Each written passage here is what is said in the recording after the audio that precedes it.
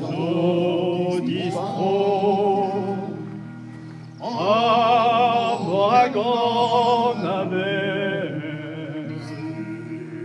Bragando.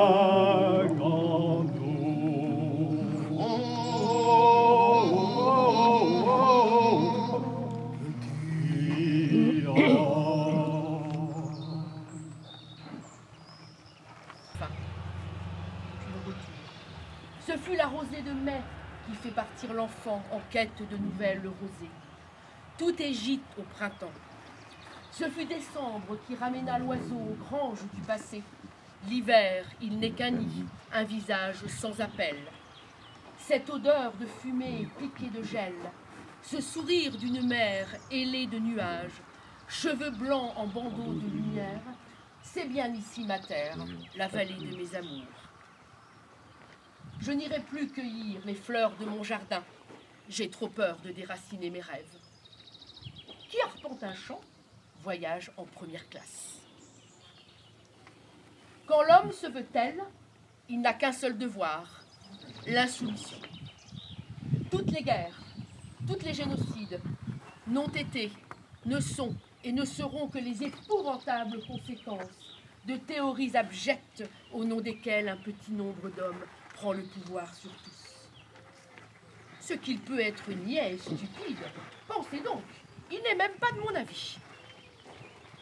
Ce sont les fous qui font toujours la guerre au nom de la raison. Un homme intelligent est forcément un homme de contradiction.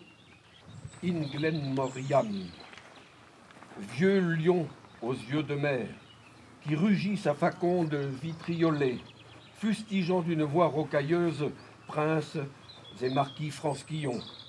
Le plus grand braillard du poère, au visage de roc et de lande, dénonce les vanités jacobines réveillant les consciences bafouées. Ce paysan aux allures de seigneur, de petite Bretagne, de moindre pays, a convié à sa table d'hôte mémoire, révolte et utopie. Vivre en mélancolie, c'est être barde, tribun sur les chemins de la Bohème, de sa voix rouillée, insoumis, il appelle à ne plus se résigner. Anti-folkloriste, au verbe féroce, le saltimbanque cabochard allume le feu de la poétique visant à débautraliser une culture anesthésiée, bâillonnée. Visionnaire aux semelles de terre, libertaire tonitruant au dos voûté, il scande le Kandbale et Nevenoe et la fierté du pays ancestral. Sorti de la glèbe, entre talus et genêts, cet unique poumon au souffle d'épopée fut à la fois oxygène, glaive et levain d'un peuple en léthargie.